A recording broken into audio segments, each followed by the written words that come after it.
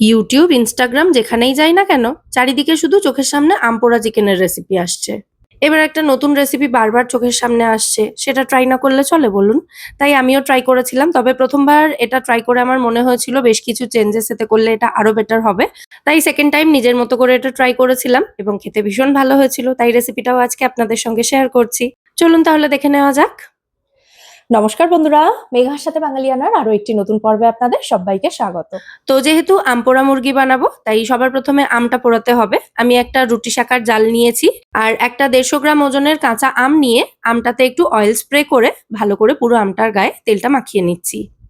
আমের গায়ে তেল মাখিয়ে নেওয়া হলে আমটা পুড়ে যাওয়ার পর খোসা ছাড়াতে কিন্তু খুব সুবিধা হয়। তো এই আমটার সাথে কয়েকটা রসুন, আমি এখানে 3টে ছোট ছোট রসুন নিয়েছি আর তার সাথে কয়েকটা কাঁচা লঙ্কা নিয়ে নেব। এটা যে যার স্বাদ অনুযায়ী নিতে পারেন। এরপর গ্যাসের ফ্লেমটা অন করে দেব, দিয়ে হাই ফ্লেমে রেখে এই সমস্ত উপকরণগুলো পুড়িয়ে নেব। যদিও আমি এখানে 3টে রসুন পোড়ানোর জন্য নিয়েছি, তবে 3টে রসুন আমি ব্যবহার করব না রান্নায়, 2টো রসুন ব্যবহার করব। কারণ এই রান্নায় একটু কাঁচা রসুনও আমি ব্যবহার করব। তো সমস্ত উপকরণ বারবার এভাবে ঘুরিয়ে ঘুরিয়ে এগুলোকে পুড়িয়ে নিতে হবে ভালো করে। তো এগুলো ভালো করে পুড়তে থাকুক।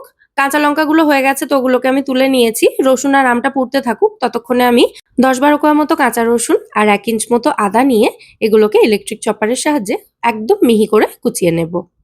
দেখুন, আদা রসুনের এক্কেবারে মিহি কিমা হয়ে গেছে, তবে আপনারা আদা রসুনটা বেটেও ব্যবহার করতে পারেন এখানে। আর এদিকে এতক্ষণে রসুন এবং আমটাও ভালো মতো পোড়ানো হয়ে গেছে, তো এগুলোকে আমি তুলে নিচ্ছি। আমটা এক্কেবারে ওপরটা ভালো করে পুড়িয়েছি আমি, অনেকেরই মনে হবে বেশি পুড়ে গেছে। তবে এটা ইনটেনশনালি একটু বেশি করে পুড়িয়েছি আমি, কারণ বেশি করে পোড়ানো হলে আমের ওপরে যে এই যে পোড়া খোসাটা সেটা একটু শক্ত হয়ে যাবে এবং এটা তুলে ফেলতে কিন্তু খুবই সুবিধা হবে। একটা বাটিতে একটু জল নিয়েছি, জল হাত করে নিলে আমের খোসাটা খুব সহজে ছাড়িয়ে নেওয়া যায়। তো এবার একটা ছুরির সাহায্যে আমি পাল্পটা এভাবে বের করে নিচ্ছি। যদিও আমটা এক্কেবারে নরম হয়ে গেছে, হাত দিয়ে এভাবে চটকে নিলেও কিন্তু পাল্পটা ইজিলি বেরিয়ে যাবে। একই রকমভাবে রসুন, কাঁচা লঙ্কা এগুলোরও আমি খোসা ছাড়িয়ে নিচ্ছি। আর তারপর একটা মিক্সার জার নিয়ে এর মধ্যে নিয়ে নেব আমি 1 মুঠো মতো ধনেপাতা। ধনেপাতাটা হাত দিয়ে এভাবে ছিঁড়ে ছিঁড়ে জারের মধ্যে দিয়ে দিচ্ছি।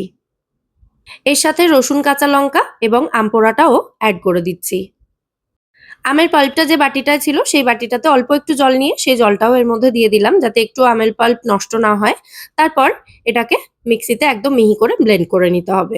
এটা ব্লেন্ড করার জন্য আমি এখানে ব্যবহার করছি আমার আগারো রিগাল পার্সোনাল ব্লেন্ডার। এক্কেবারে স্মুথ একটা পেস্ট রেডি করতে হবে এটার। আর এই আগারোর ব্লেন্ডারটা কিন্তু এই কাজটা ভীষণ এফিশিয়েন্টলি করে, মানে এক্কেবারে স্মুথ একটা পেস্ট তৈরি করে দেবে।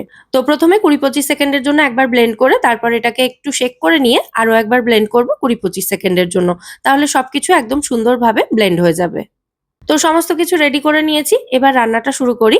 কড়াই গরম করে তার মধ্যে দিয়ে দিলাম আমি এখানে জিরি করে কেটে রাখা পেঁয়াজ। এখানে আমি 2টো মাঝারি সাইজের পেঁয়াজ ব্যবহার করছি। চিকেন নিয়েছি আমি এখানে 850 গ্রাম। তো 850 গ্রাম চিকেনের জন্য 2টো পেঁয়াজ কিন্তু যথেষ্ট। পেঁয়াজটাকে খুব বেশি ব্রাউন করে ভাজার দরকার নেই। দেখুন, ঠিক এরকম পেঁয়াজের কালারটা চেঞ্জ হতে শুরু করবে, তখনই এর মধ্যে দিয়ে দিতে হবে আদা রসুনের কিমাটা। অথবা আপনারা যদি আদা রসুন বাটা ব্যবহার করেন এখানে, তাহলে সেটা দেবেন 1.5 টেবিল চামচ মতো। তো আবারও সমস্ত উপকরণ একসাথে খুব ভালো করে ভেজে নিতে হবে যতক্ষণ না আদা রসুনের কাঁচা গন্ধটা চলে যাচ্ছে। পেঁয়াজ, আদা রসুন সমস্ত কিছু ভালো মতো ভাজা হয়ে গেলে তারপর আমি এর মধ্যে অ্যাড করছি ধুয়ে জল ঝরিয়ে রাখা চিকেনটা। চিকেনটা কিন্তু কোনো কিছু দিয়ে ম্যারিনেট করা নেই, একেবারে ধুয়ে জল ঝরিয়ে এখানে আমি ব্যবহার করছি। গ্যাসের ফ্লেমটা হাইতে রেখে এবার সমস্ত উপকরণের সাথে চিকেনটাকে খুব ভালো করে নাড়াচাড়া করে মিশিয়ে দিয়ে চিকেনটা ভালো করে প্রথমে ভেজে নিতে হবে। এই সময় গ্যাসের ফ্লেমটা হাইতে রাখা হলে চিকেন থেকে জল ছাড়বে না এবং চিকেনটা ভালো মতো ভাজা যাবে। তো দেখুন, মোটামুটি 7 থেকে 8 মিনিট সময় নিয়ে চিকেনটাকে আমি হাই ফ্লেমে ভালো করে ভেজে নিয়েছি। এবার এর মধ্যে দিয়ে দেব স্বাদ অনুযায়ী নুন, 1/2 টিস্পুন মতো হলুদ গুঁড়ো আর 1 টিস্পুন মতো লঙ্কা গুঁড়ো। কেউ যদি ঝালটা কম খেতে চান তাহলে এখানে ঝাল লঙ্কার গুঁড়ো না দিয়ে কাশ্মীরি লঙ্কার গুঁড়ো দেবেন, অথবা চাইলে লঙ্কার গুঁড়োটা স্কিপও করা যেতে পারে। তো সমস্ত উপকরণ আবারও ভালো করে মিশিয়ে নিচ্ছি। আর এরপর গ্যাসের ফ্লেমটা মিডিয়ামে রেখে দিয়ে কড়াইটাকে ঢাকা দিয়ে দিয়ে চিকেনটা মোটামুটি 70% মতো সেদ্ধ হওয়া পর্যন্ত এটাকে রান্না হতে দিতে হবে। আমি অনেক রেসিপিতেই দেখেছি আম পোড়াটা এই সময় দিয়ে দেওয়া হয়, মানে প্রথম দিকে যখন চিকেনটা কষানো হয় সেই সময়ই দিয়ে দেওয়া হয়। অথবা আম পোড়ার ওই মিশ্রণটা দিয়ে চিকেনটা মাখিয়ে ভালো করে ম্যারিনেট করে তারপরে রান্না করা হয়। প্রথমবার আমিও তাই করেছিলাম, তবে সেক্ষেত্রে আম পোড়ার যে মেন ফ্লেভারটা সেটা কিন্তু খুব একটা ছিল না, মানে রান্না করতে করতে সেই ফ্লেভারটা অনেকটাই চলে গিয়েছিল। আর অনেক রেসিপিতে এটাও দেখেছি যে গরম মসলা জলের মধ্যে ভালো করে ফুটিয়ে নিয়ে সেই জলটা গ্রেভির জন্য ব্যবহার করা হয়েছে, তবে তাতেও আমার মনে হয়েছে আম পোড়ার ফ্লেভারটা অনেকটাই কমে গেছে। মানে মোদ্দা কথা হলো, প্রথমবার ট্রাই করে আম পোড়া মুরগিতে আম পোড়ার ফ্লেভারটা আমি খুব একটা পাইনি। তাই এইবার এই রান্নায় বেশ কিছু চেঞ্জেস আমি করেছি নিজের মতো করে, এবং বলাই বাহুল্য যে এবার কিন্তু আম পোড়ার সেই স্মোকি ফ্লেভারটা একদম ইনট্যাক্ট ছিল। আচ্ছা, এদিকে কথা বলতে বলতে চিকেনটাও কিন্তু মোটামুটি 70-75% মতো সেদ্ধ হয়ে গেছে। হাড় থেকে ছাড়তে শুরু করেছে মাংস, দেখতেই পাচ্ছেন। এটা পুরোপুরি এখনো সেদ্ধ হয়নি, তো ঠিক এই সময় এর মধ্যে যে আম পোড়ার মিশ্রণটা রেডি করেছি সেটা দিয়ে দিচ্ছি। এবার আবারও সমস্ত উপকরণ একসাথে খুব ভালো করে মিশিয়ে এটাকে কিছুক্ষণ কষিয়ে নিতে হবে। আর আম পোড়ার যে মিশ্রণটা এখানে তৈরি হয়েছে দেখতে পাচ্ছেন, একদম সুন্দর স্মুথ তৈরি হয়েছে কিন্তু। আচ্ছা, এই রান্নার জন্য আমি কিন্তু সব মিলিয়ে মোট 35-40 গ্রাম মতো রসুন ব্যবহার করেছি।